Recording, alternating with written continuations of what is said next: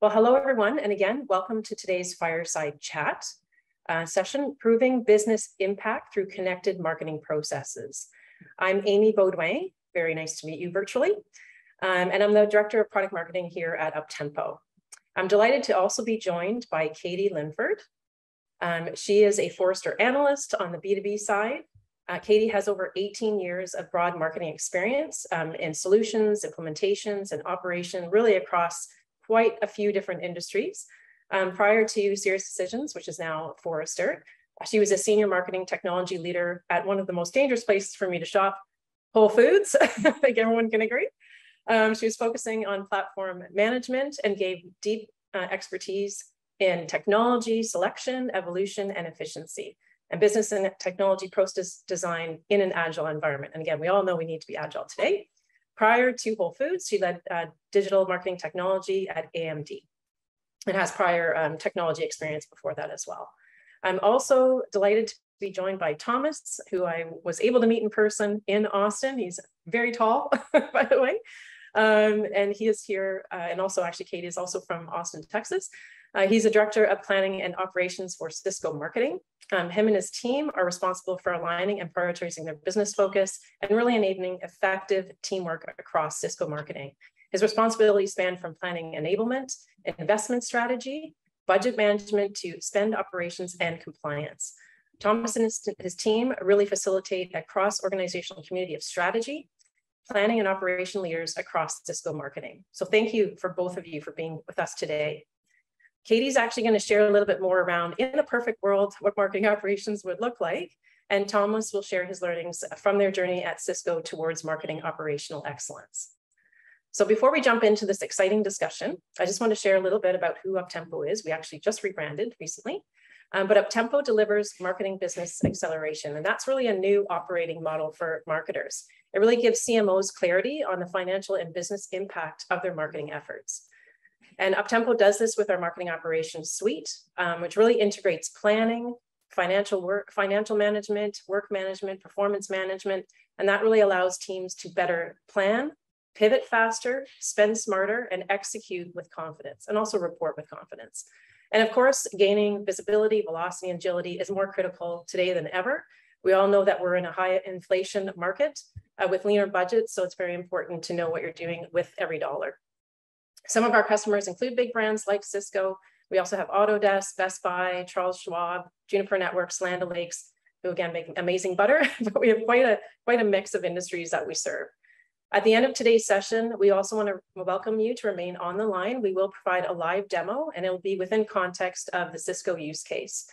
So you can stay for that 10-minute demo at the end of the session. So again, thanks for joining, and let's dive in to this exciting discussion. So just to start with, Katie, my first big question is why is it essential for marketers to connect planning through to performance? Oh boy, this is a big one. B2B marketing teams, as I'm sure all of you listening know, are under so much pressure to demonstrate the return on their efforts and show that marketing is an investment, not an expense. And structured marketing planning is critical to making marketing successful. Effective planning helps leaders align their resources to the areas of business that are going to have the highest impact, as well as, of course, prevent disruptions, or at least help limit them. And this planning cannot be done in isolation. Planning should always be a really highly collaborative effort that incorporates and takes into account the company's growth strategies, portfolio offering roadmap, and quantifiable annual business targets, things like that, to help build out the approach that marketing should take and where they should focus. Now, one of the key elements here is a clear understanding of the company's goals and strategies. So without this, and we see this all the time. I know I've worked in organizations that this has happened. Different marketing functions and teams can really easily interpret or misinterpret, their own take on what those goals mean. And this leads to marketing sprawl, disconnect, silos, and a lack of this cohesive strategic direction for marketing. So this clear identification of this strategic direction is important as well, because marketers, and I'm guilty of this as well, have a tendency to bypass this kind of guidance on approach and really go straight to selecting tactics, right? It's easy. It's something that you can align on. It's actionable. And, these are often created on, net new demand, things like that. And that may not be the direction that the business wants to take. So along with, reducing these silos, the strategic direction also is going to give the marketing leaders what they need to establish their priorities. This is really important because marketing serves many internal and external stakeholders. And it can be difficult to know, what do you do first? Where do you commit the most resources? How do you find this balance? And this is where understanding the goals to get this prioritization comes in. I've just said a whole bunch of stuff and haven't even really mentioned planning. Right. And it seems like a lot of work up front, but it's so important because, as we talked about, this is all about marketing showing the value that it provides. And to do that, marketing needs to ensure that the goals and objectives are really focused on the work that is going to have the greatest impact to the business. Then marketing can get into, what does this plan look like to accomplish that? How are the different parts of the organization going to help achieve those objectives? And of course, how are they going to be measured? Marketing also, as I was alluding to, kind of has this impulse to use the planning process to do the new exciting stuff, this new demand, and stop the current campaigns that are running. We all have been through this, right? We get bored with our own brand and our own campaigns before our customers do. So having this solid plan that is really clearly aligned with this business outcome can help marketers stay focused on the highest priority work that needs to be done. And this may sound like a lot, and it isn't simple, but that doesn't mean that it has to be hard. So one of the ways that you can set yourself up for success to do all of this is to get a tool that can help you centralize, optimize, broadly communicate, and manage all of the work that marketing is going to do. And this can't be done in spreadsheets, even if your spreadsheets are in a shared location. We need a much more robust tool. Okay, that's awesome. Thank you. Yeah, and I guess with that, we've seen, and especially in the past, and I know myself in other industries as well, we're relying on these antiquated kind of tools of really Excel to be doing all of our budgeting, all of our planning. But really, there's been a lot more investment on what we would call the do side of marketing, and less on the run side of marketing. So can you maybe talk about why why that's been the case? Because the do part is more fun. Right? It's where, it's where the action happens. It's where, marketing actually gets to, put something in front of customers, and that's what they're there to do. And it's great. And we love the excitement around the do, but without having that well-established running of marketing, this can lead to use the, kind of old cliche, the random acts of marketing. And it's really easy to mistake this like set of activities, especially if they have due dates, right? And you've written it down, like that's as a plan, right? That's not a plan. So really thinking about making sure that when you're talking about a marketing plan, it is purposeful and it has this strategic direction for these marketing efforts.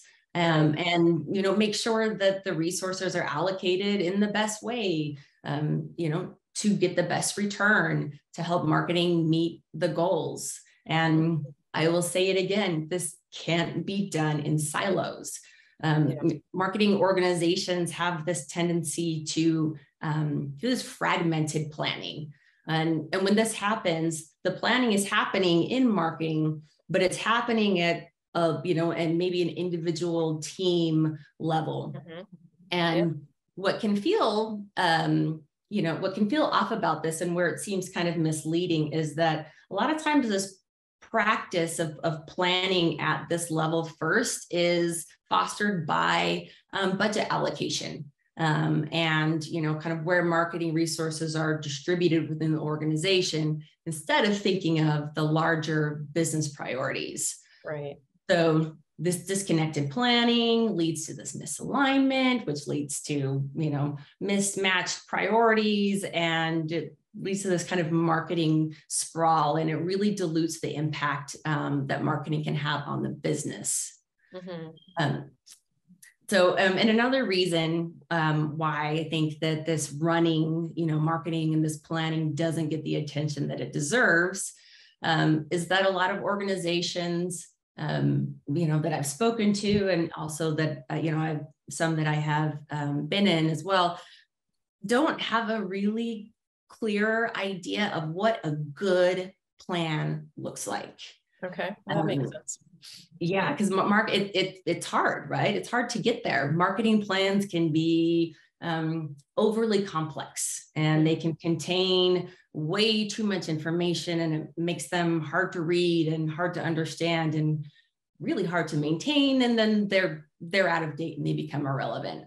Or like I was talking about earlier, they end up kind of being too simple and end up being this list of tactics.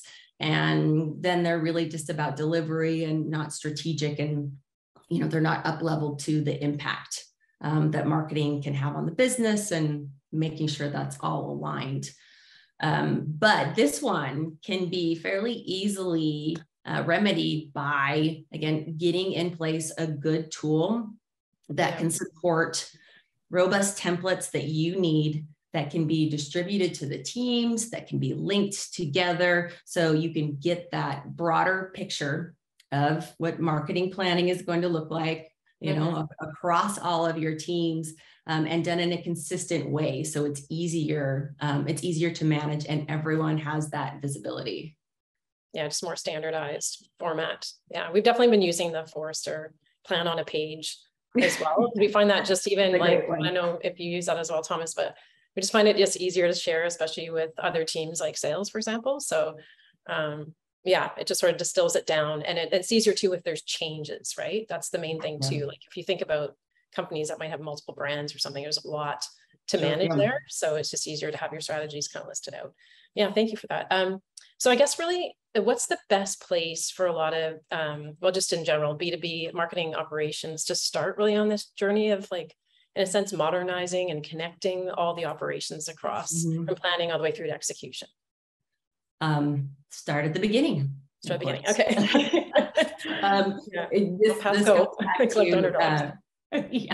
Okay. Marketing efforts need to really be aligned to how the business plans to grow. And marketing leaders need to use this information that they get upstream and from, their counterparts to really inform the effort, right? They need to understand the corporate strategy, the product roadmap, revenue planning. All of this is essential for informing, what marketing does, and ensuring that marketing is, again, doing the things that move the needle. So if you don't have this information, do not pass go, do not collect $200, do not start your marketing plan until you understand what the organization's broader goals are. Right. And I know that's easy for me as an analyst to sit here and say. I also know that not all organizations have well-defined corporate goals. So in this case, do the best with what you have. At least, within marketing, you can set goals, you can set that direction, and give your teams something to ladder up to, right? That gives them this prioritization that lets them know where marketing is going to have the greatest impact. And that makes it a lot easier to see how the operations need to start connecting across marketing. If everyone's pointed in the same direction, if everyone's focused on the same priorities, makes that connection so much easier. Okay. Yeah, they're all on the same page essentially. So that's good Yes. for sure. So how do you quantify, I guess, this, once you've got everything connected, and obviously Thomas is going to share a little bit about this because they've taken the journey there, which I know isn't always easy. But once you get there, how do you sort of look at, hey, this is, we rolled it out and it's now, we're able to look at our results in context with our plans, et cetera. How do you sort of quantify that outcome, that success, whether or not it really is successful to have connected all your processes? Yeah, I mean, really it all comes down to being able to deliver for your audience and for your buyers, right? Yeah. That's what we're here for. That's what we're focused on. That's what we're looking to do. And those buyer needs, as we all know, are constantly changing and constantly growing. And marketing has to be able to move faster and pivot with intent and not just spin and point at whatever tactic seems easiest or most comfortable. And again, can't do this if you're working in silos. And one of the places that may not seem like the most obvious place to look to really start to foster this, how can marketing, really be connected and how can you drive this impact and measure it is actually marketing operations. We think that marketing operations is in a really unique position. They understand like various stakeholder needs, right? Their involvement across marketing with the stakeholders is broad. And because of this visibility, they can influence alignment and help drive prioritization where there's conflict and really kind of help drive that direction coming from this bigger picture and not just focused on, the important, but, maybe kind of individual, tactics or even campaigns. The other thing that marketing operations professionals have is a really deep subject matter expertise in marketing, in data, and in the technology.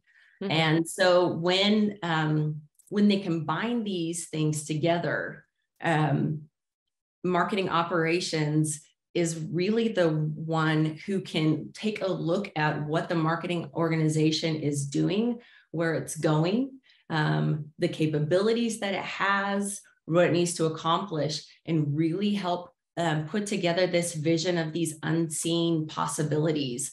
And this is where, measuring this impact as well is going to come with how productive and efficient and effective marketing is. Oh, for sure. Absolutely. Yeah, I agree with you. And I guess one thing that people really struggle with too, and like we've seen it with our own customers, where it can take them even sometimes like 3 years to get to true ROI. Yeah. But I guess I'm just wondering where most customers are at that you talk to. And if they're not there yet, where do you think, where are they on their journey, I guess, towards ROI? Yeah, this is, I will just say, this is a tricky one. Traditional ROI calculations really add some unnecessary complexity for most B2B use cases. So like textbook marketing ROI was really designed for B2C, where it's quick, transactional sales, and you can see this more immediate return on these incremental marketing elements. It doesn't mesh very well with the longer sales cycles of B2B or including a sales team. Oftentimes it includes a broad definition of investment that has a kind of narrow return, and it doesn't recognize this interdependence of the multiple tactics that are really super critical for B2B. And all of that just makes, like I said, makes it really hard for marketing to get there. And there really isn't at this point a one size fits all definition of marketing ROI that every B2B business needs. So we really recommend that you start with, the business question, the what are you trying to what are you trying to solve? And then adapting, the ROI calculation in a way that fits for you. And when we see organizations kind of open up to that a little bit more, because it can feel uncomfortable at first, right? Because it's like, it is like ROI is a thing and it must fit in, this box. And again, that box wasn't made for B2B.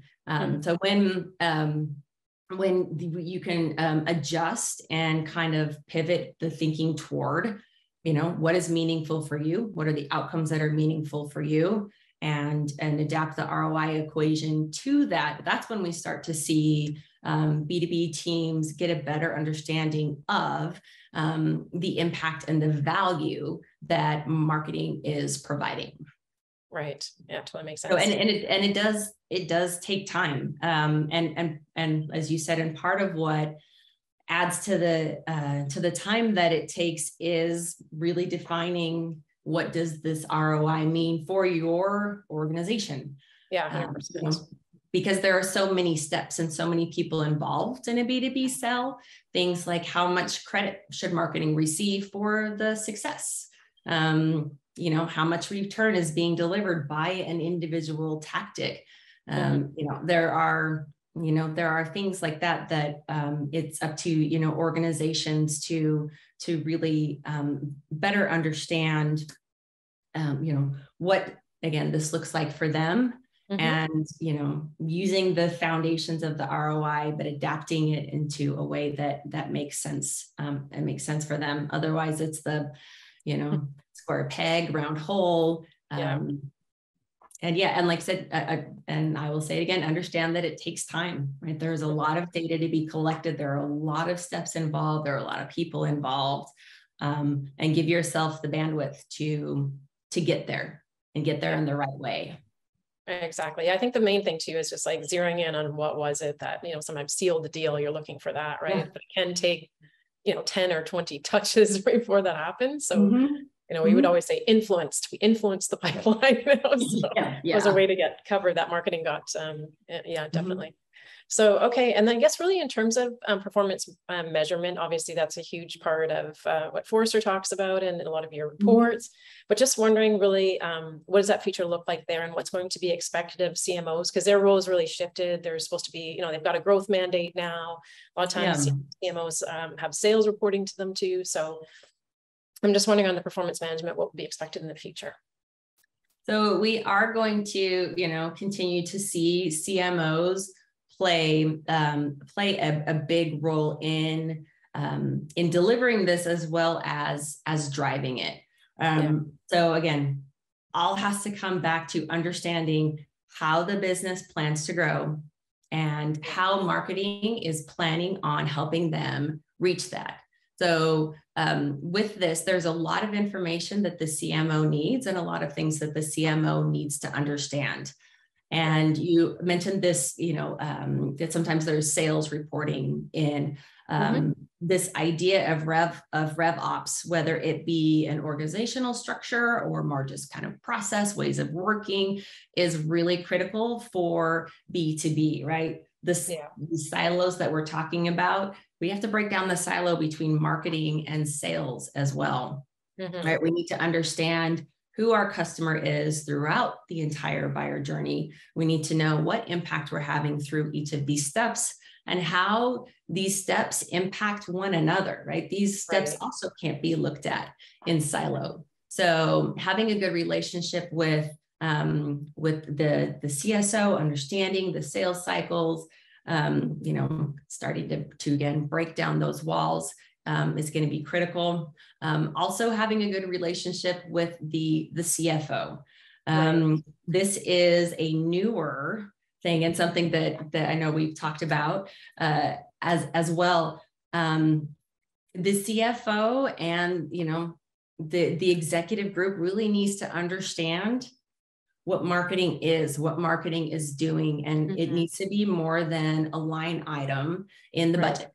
And so it's very likely on the shoulders of the CMO to really move forward and start building that relationship with the CFO. And having it be more than just, the spreadsheet that gets sent over, helping the organization understand, what these things mean beyond, like I said, the marketing influence, or whatever it may be. So along with this, we hear a lot about dashboards as well, right? Yes. It's very, I'd like to say it's very buzzy, but I think it's been very buzzy for a while now. But it's with this mandate and this pressure that the CMOs are under to really demonstrate this value and to make quicker decisions, they need the information readily available in a way that is easily consumable for them, that they can understand, that they can find what they need, so they can respond in a more timely fashion.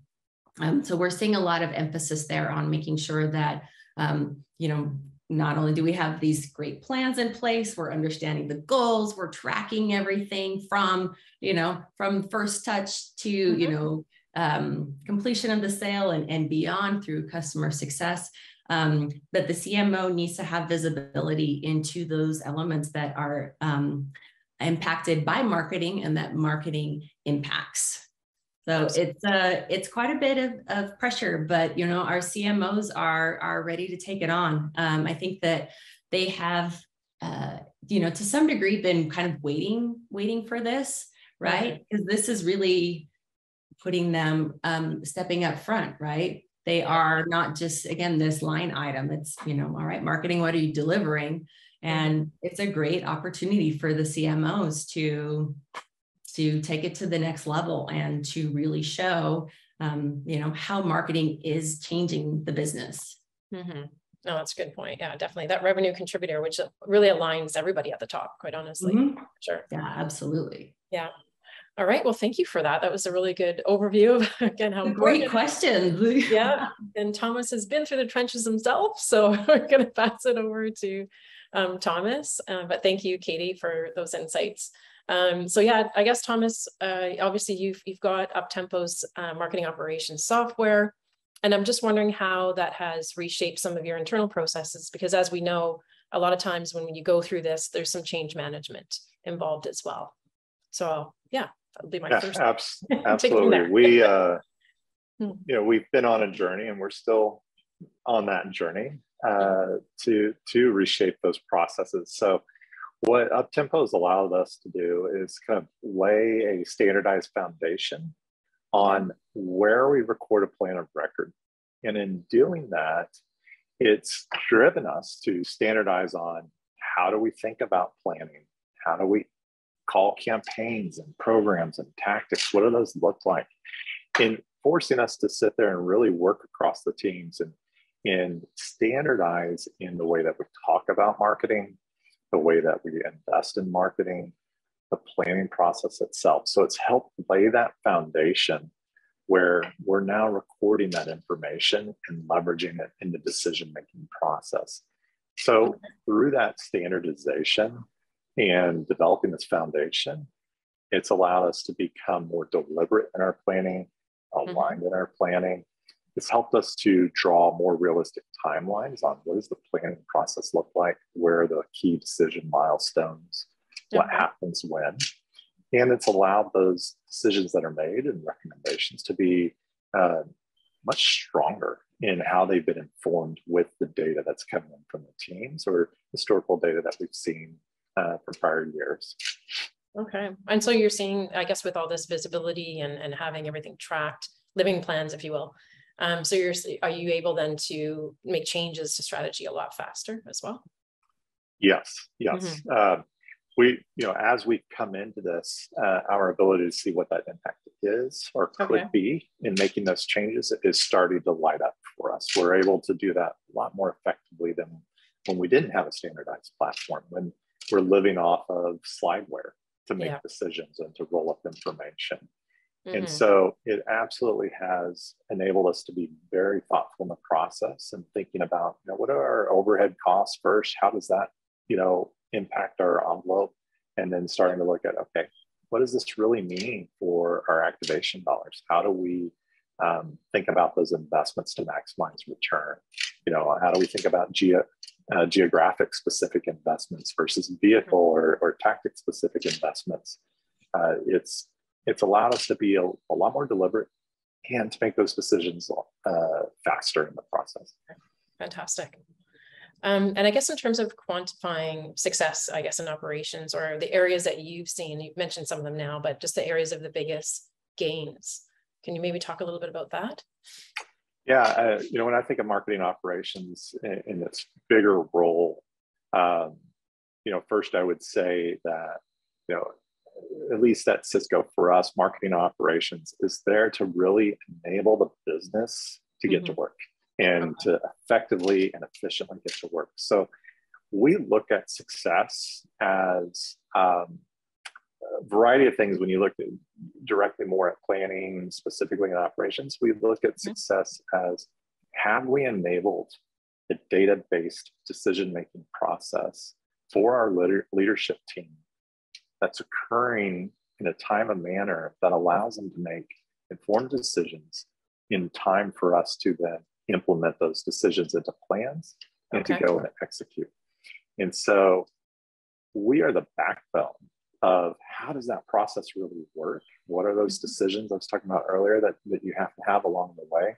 We help build that, plan it, and we have to lean on tools to help us do that. And so success for us looks like, did we do that? Was the leadership team able to make these trade-off decisions early enough to be able to understand the impact, be able to communicate that impact, and then to eventually convey to the teams, okay, let's go execute these plans. Here's where they are. And as we all know, getting as far down to as well, now I have to go open up purchase orders. Have I lost any time there to actually execute? So the big piece for us has been the number one piece there is enabling that process in a timely manner with accurate data, allowing us to run at an appropriate time. That's awesome. That's great to hear that. Yeah, to be honest, I don't even know if I can go back to spreadsheets.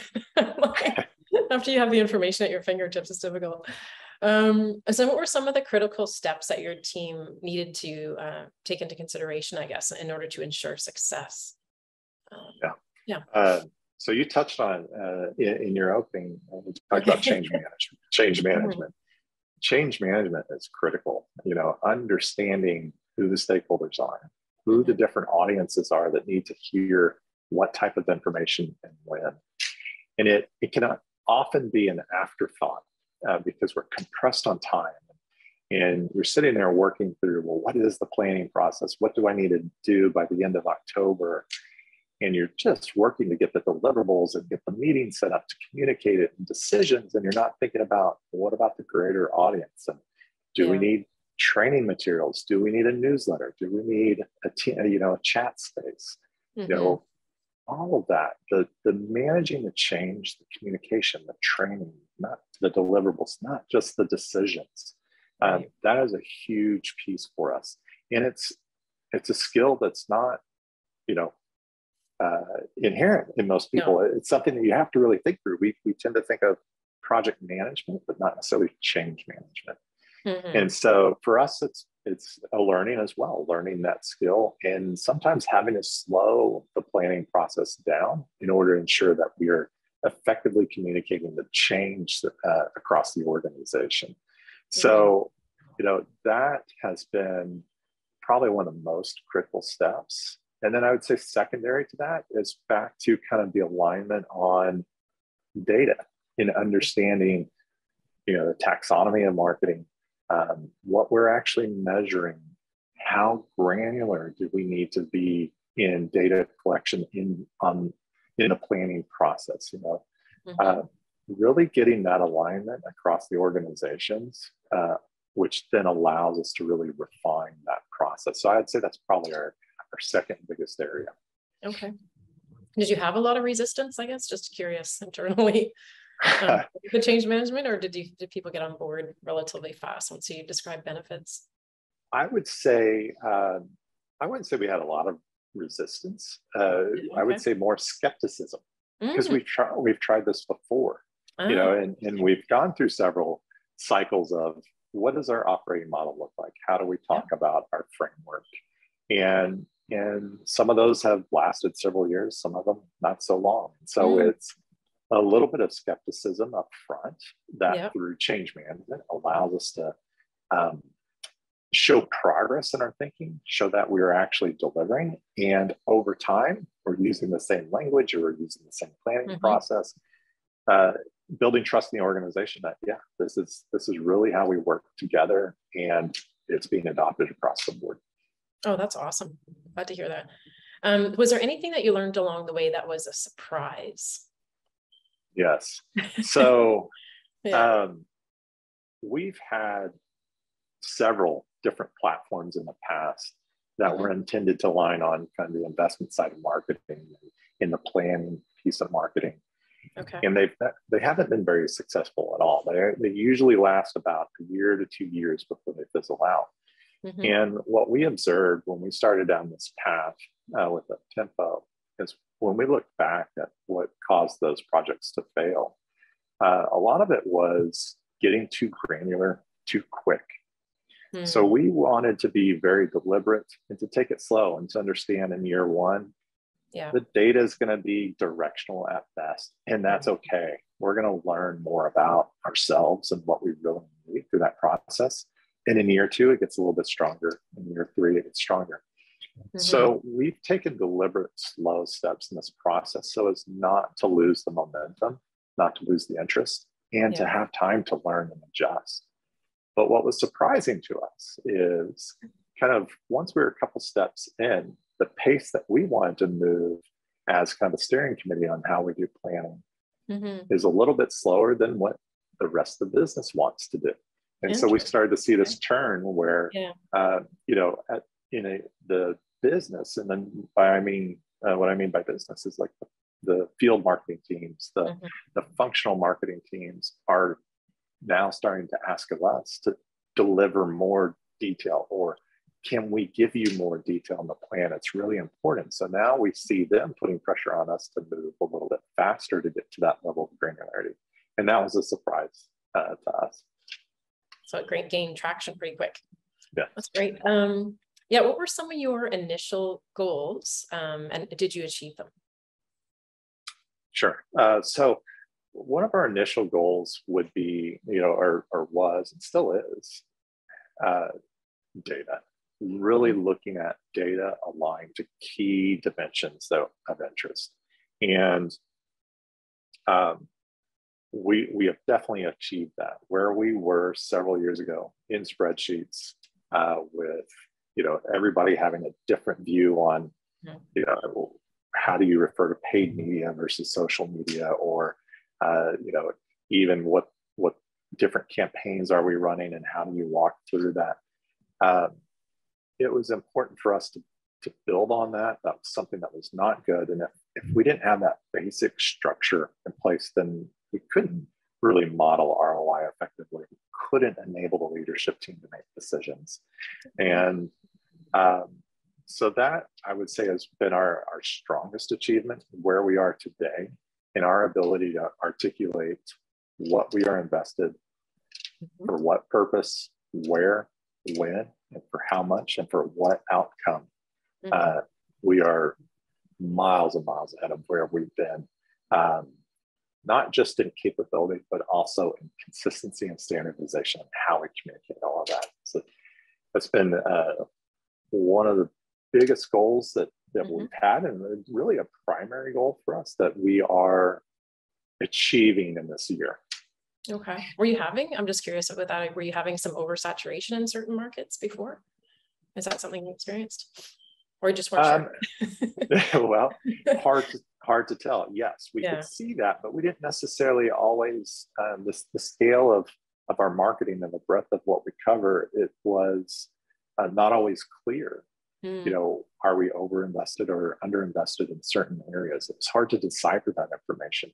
So bringing that clarity now allows us to do that. Awesome.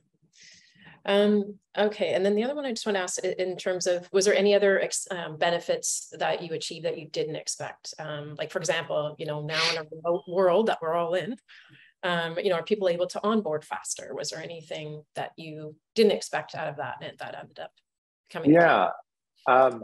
So it was touched on, Katie touched on this, was the partnership with the CFO. So I won't say we've got a strong partnership with the CFO yet. Yeah. But what I will say is that our partnership with our financial controllers, the next layer down, has really, really strengthened. In the past, you had marketing operations who really had to help finance tell the story of what it is we do, what's the impact, what does that mean? When you're talking about account engagement, what does that mean? And we have brought finance along the way with us in this process. And they are in Uptempo. They are working in the plans and seeing it. And now our finance team is learning and knowing marketing. And it's not just the marketing guys over there. They really understand it. And they are a partner with us and helping us to articulate the impact. When you put $1 into marketing, what do we get out? And so that's a growing relationship that will help them support the CMO, working with the CFO, and to really bring and deliver that $1 in gets you this out of the system. So I would say, that was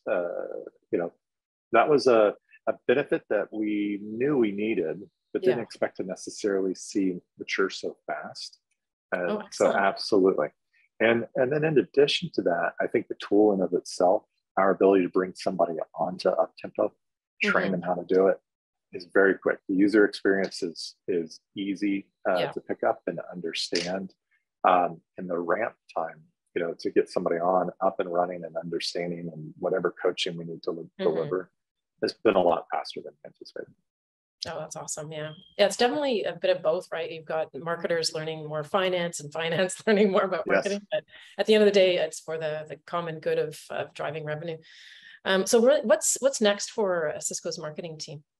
I'd say going deeper. So, I talked about finding the right level of granularity to step into it. So now really looking closely at those tactics and aligning that depth to what did we actually spend our budget on? Because it's in a world like ours, when we open up a purchase order with a media company, that may span multiple campaigns and programs and countries. And when you're in a system, you start to, we can plan for that, we can articulate that, but then the spending actually changes. So how do we then bring in that data? And we talk about our ability today is we can come in and we can say, I intend to invest $1 in this campaign. And during execution, I can show, I'm opening up POs, I'm cross-charging within the organization, this amount of money in support of that campaign. And then so our next step now is really bringing in the financial ledger, bringing that connection into the process to be able to say, and what I actually did is this. And really getting to that true ROI piece now, instead of just return on our investment intent, being able to display return on actual investment and leveraging that back again into the planning process, being able to look backwards at results, model forward-looking expectations based on investment levels, and bringing that together back into the planning process, which ultimately gives us the information we need to make effective decision-making in that process. So it sounds like a little bit more predictability before you deploy resources or dollars out. Absolutely. Yes. Okay. That's excellent. Yeah. So that really wraps up our session there. But yeah, if you had any other comments, Thomas, let me know. But yeah, I'm glad. I know that our services team is really good, and hopefully they helped you a lot through that change management process, because we've had a lot of companies in the same boat as yours. So yeah, I will tell you, the services team has been phenomenal. They have been extremely responsive. Any issue, whether, or not issue, but question or capability ask that we've had, whether it's super small or really big, they have been great. about helping guiding us and sometimes challenging us to say, do you really want to do that? Here's why you may not want to do that. So the partnership that we have with Uptempo has been, it's probably one of the strongest partnerships that we have, that relationship, compared to some of the other platforms that we use in the company. Okay. And I think your training was likely in your own instance as well, right? So that's correct. Which, yeah, I find that's super helpful. Well, thank you very much for sharing your story. That's a very interesting journey. Yeah, thank you. There again, I know at the beginning, there's usually trepidation in any of these type of projects, and a lot of times marketers don't want to be doing budgeting, right? So, no, yeah. But yeah, like I say, I know myself once I've had it, because I've been in other companies where they've actually overspent in certain areas, and then the rest of us had to kind of make up for it. And it was very difficult. And then we couldn't shift anything for the rest of the year. So, but yeah, thank you very much again, Thomas and Katie, for joining us today. I really appreciate it. And definitely wanted to see if there's any questions here from the audience. So I'm just going to see if there's any questions that have come in. I don't see anything yet. Nope. All right. I guess, yeah, I guess with that, Katie, with a lot of the inquiry, like people that are calling in for you right now, are a lot of them just still, have they tried other solutions? Because one thing I also know that some have tried their own solutions, own homegrown, if you will. Yeah. Yeah. But then they had an issue with scaling. So I'm just curious as to whether that's something that you hear as well. That's something that I know that people I've talked to have said they've done it. And then sometimes the developer leaves as well, and then they've got no one to support it. So just curious if that comes up.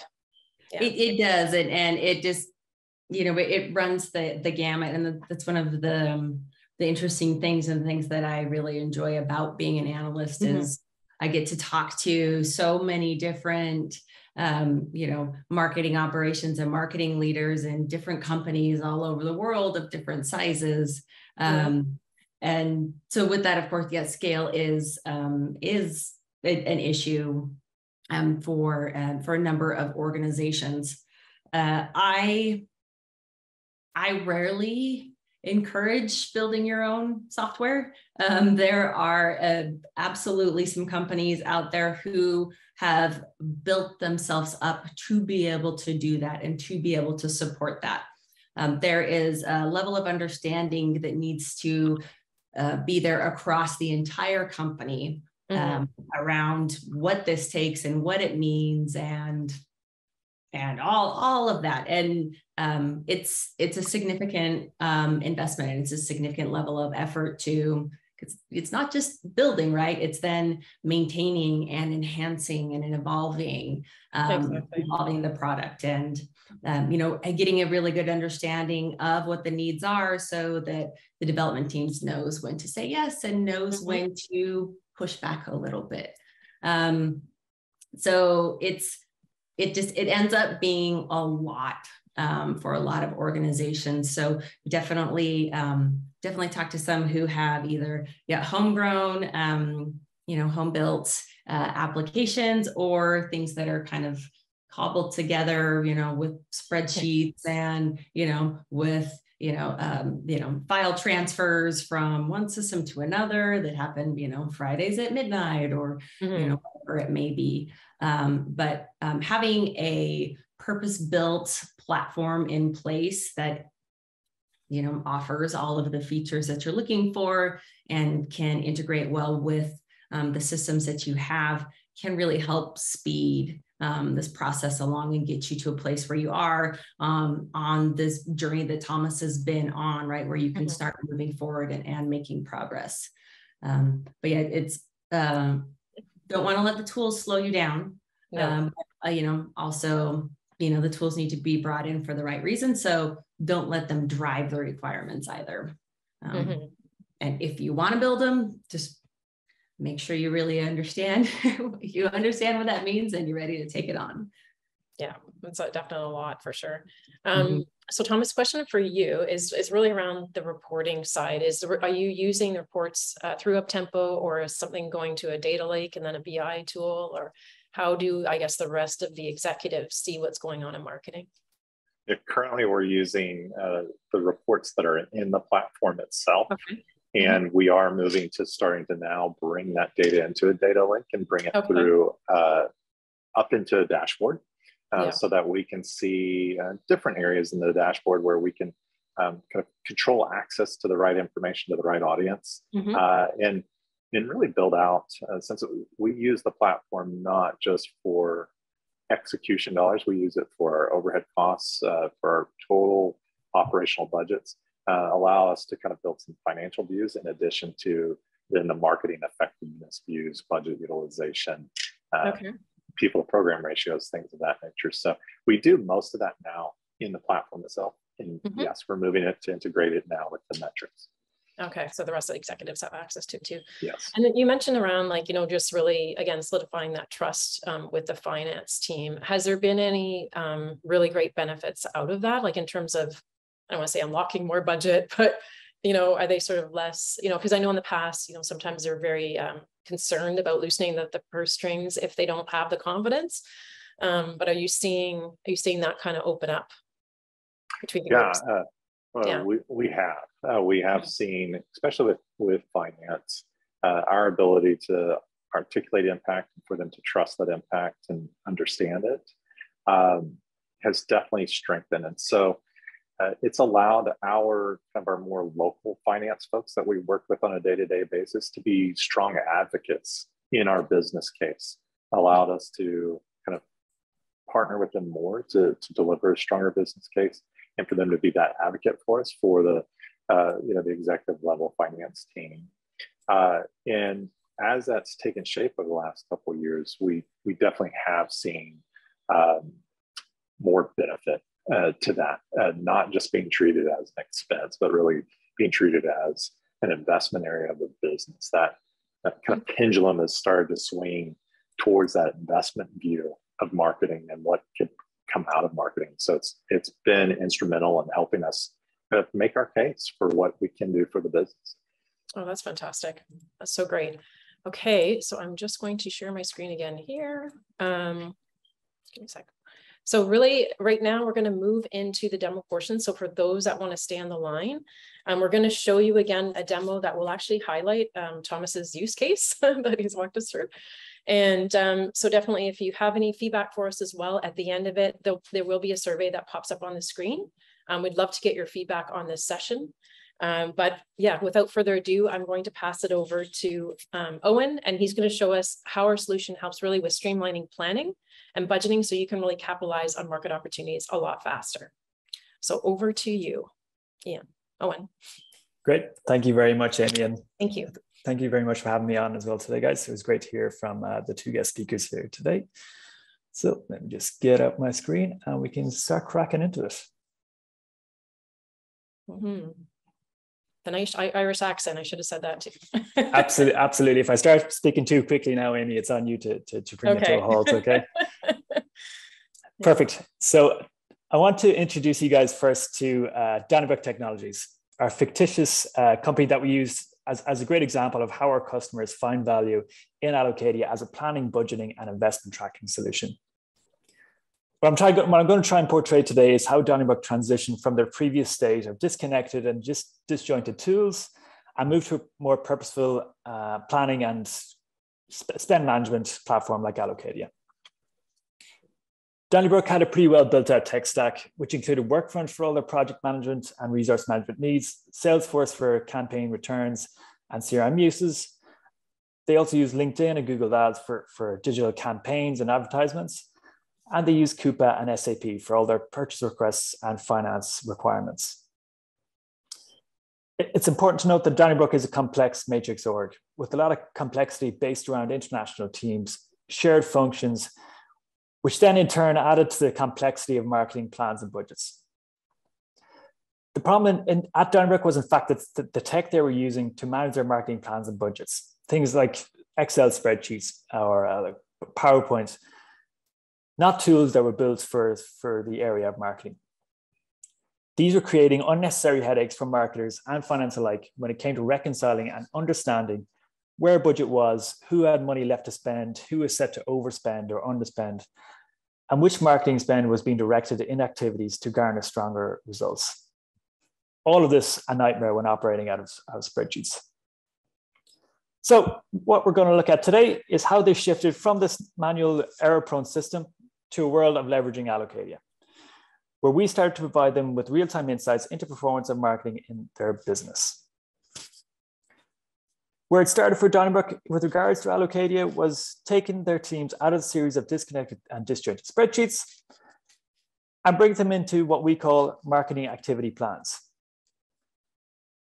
We then take these activity plans, and through learning more about their business and how their organizations worked, we started to configure Allocadia in a way that made sense for them and how their organization operates, as we can see here. Now, I hate death by PowerPoints, so let's start to jump into something a little bit more tangible.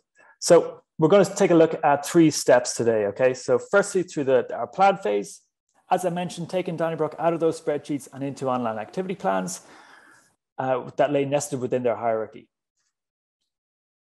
Then we'll take a look at the invest and execute phase. This is where the rubber is hitting the road and where allocating makes life easier for marketers in their day-to-day lives, and not just making it easier, but also adding a lot of value to their day-to-day processes. And then we'll get to the optimize phase, where we look at how we take that data and the metadata that we've been capturing in the first 2 phases to provide better insight into how the marketing business is performing throughout their department, through things like dashboards and reports. So let's get in there. Okay, cool. So this is the home tab. Here we're taking a look at Donnybrook's initial home tab. This is where we're going to build out that hierarchy as we see here.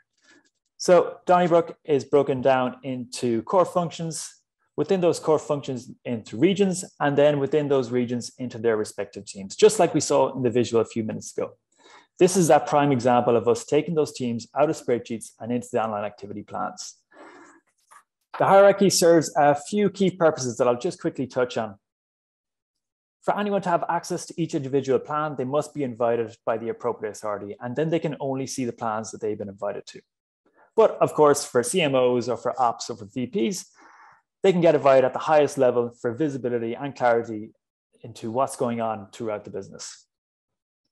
Also, since Donnybrook is an international business, as we can see with the EMEA team here, they need to be able to plan in local currencies, and we can absolutely support that, ensuring that everything rolls up to the master currency in the backend. Perfect. Okay, so we understand the way Donnybrook is set up, and now we're going to get into that kind of planning season. So we start to distribute that budgets. Something that I'll call out early, we do support top-down or bottoms-up budgeting as well, but in this case, for Donnybrook, they disperse their budgets throughout the hierarchy. So for today, I'm going to look at the North American team, and we're going to use the roll-up panel here. It's important to state, and something, again, you're going to hear me repeat throughout the demonstration here, is Allocadia is very configurable to how each organization thinks about that budgeting and planning process. And the roll-up panel on the right-hand side here is a great example of that. We can configure this in a way that makes sense so that you allocate budgets, whether it be to individual teams or to departments. Or if it comes from cost centers, from investment types, whether you like to allocate budgets quarterly or semi-annually. This is all about us gaining that understanding of how you like to operate.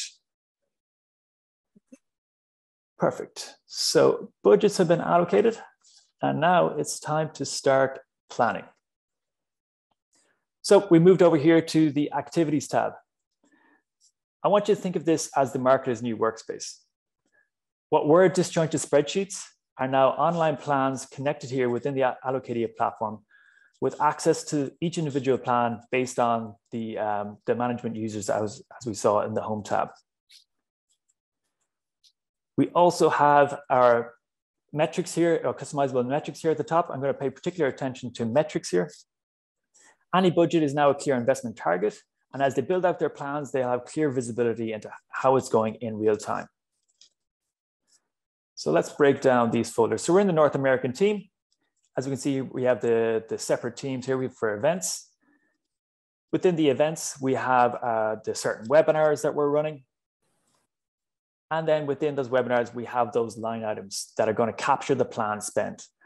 Marketer can come in here very quickly and add in whatever fee they're spending on speakers.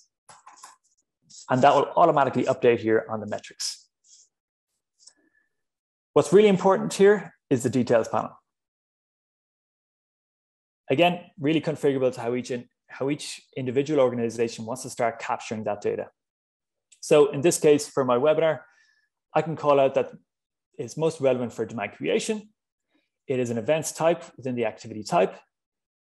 And then within that activity type, for added extra detail, we have it down as a digital event. It also falls into awareness and consideration for part of our customer journey.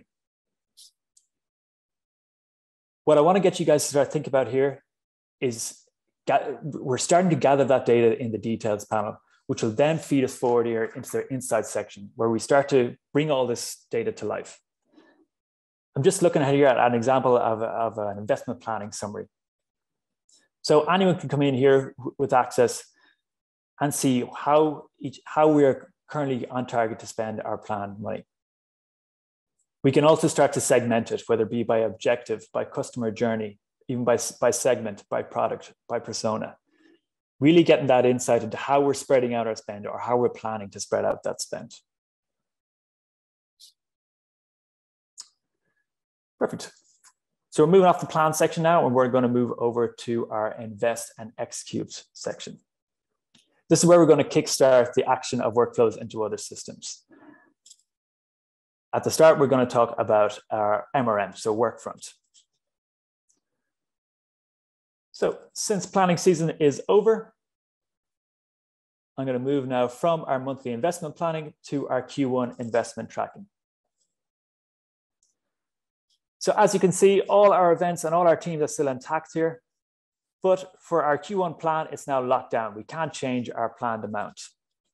But the grid has had a few quick changes. We now have a forecast column where I can update any forecasted changes that I have to my planned spend. So if I needed to forecast that I was going to spend a little bit more, I could add it in there very, very quickly. We also have little icons here for tags. So if the marketer wanted to indicate why there's a reason for a different forecasted plan, they can do that very quickly.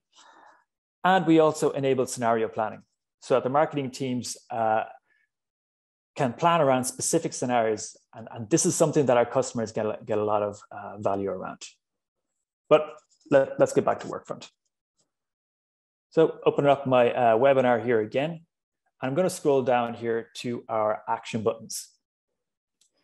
This is where we can start to get through that API connection with Workfront.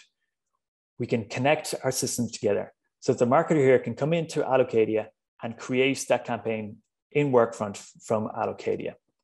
Streamlining the process and getting that syncing of data both ways, whether it be spend data to Workfront or whether it be that campaign status back to Allocadia.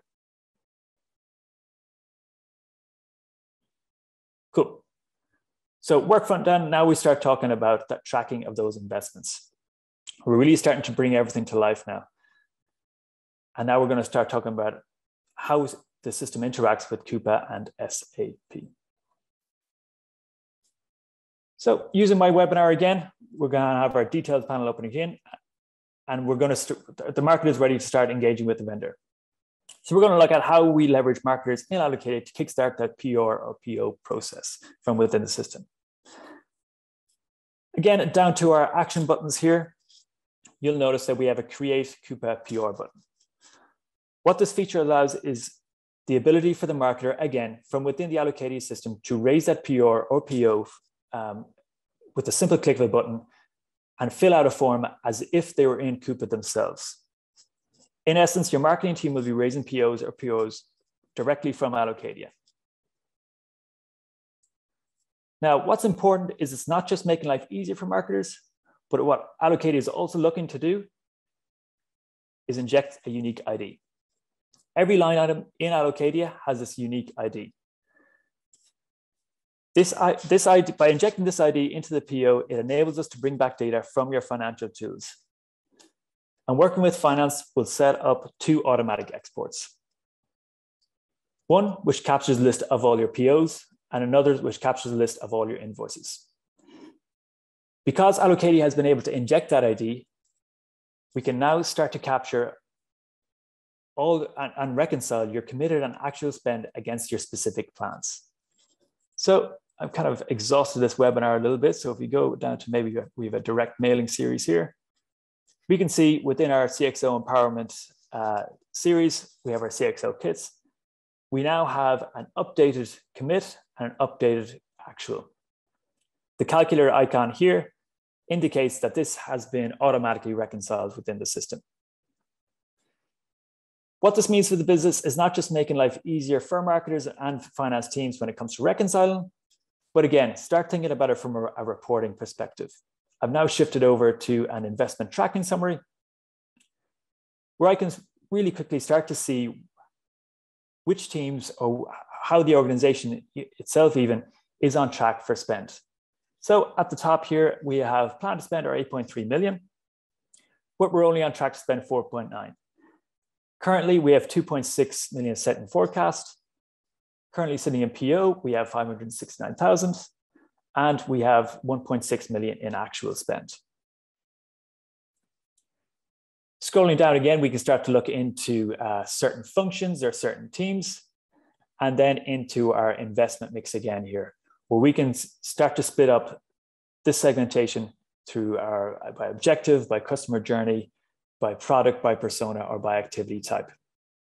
All these reports, all these dashboards are customizable to the way that you guys want to see it. Moving on to digital spend, understanding that digital spend is a unique bucket. Allocadia absolutely recognizes that. And where typically a lot of marketers only see what's going on within their digital advertisements or digital campaigns on a monthly bulk invoice manner, what we can do is through our integrations, we can get that down to the most granular level on a daily basis. And last but not least, we're going to move on to the optimize section. Really, this is all about the idea of all campaign and initiatives that we're spending money on as a marketing organization and how we're going about generating results. For Donnybrook, they use Salesforce. So through our Salesforce integration and through linking the spend with campaigns, what we can start to do is, by the metrics that matter to you, start to link that spend against those returns, getting you on that road, as the two speakers alluded to that valuable ROI piece. Digging into kind of light attribution, whether it be first touch, last touch, or multi-touch, seeing which teams are performing well or which teams may need a little bit of a kickstart, a little bit of a helping hand. I really want to stress all these dashboards, all these reports, these will be customized in a way that makes the most sense for you. And as we alluded to, we have a world-class professional services team that will do all the heavy lifting. So just before our conclusion, I'm just about ready to conclude now, Amy. So if it's good for you, I will hand it right back to you. I know that was 100 miles an hour. I hope you all. Oh, no, appreciate that. Yeah, thank you very much. Well, just, yeah, thank you, Owen, for showing us how it actually works, how it comes together. Again, it is a very easy to use solution, as Thomas said. So again, thank you, Katie and Thomas. I had the pleasure of meeting you guys in real life, which is really nice. And hopefully, Katie, I will see you shortly. But yes, thank you very much, everyone, for joining us today. And again, there will be a survey that pops up now. So please give us your feedback so we can make sure that we can make these better. And thank you again. Have a great day. Bye, everyone.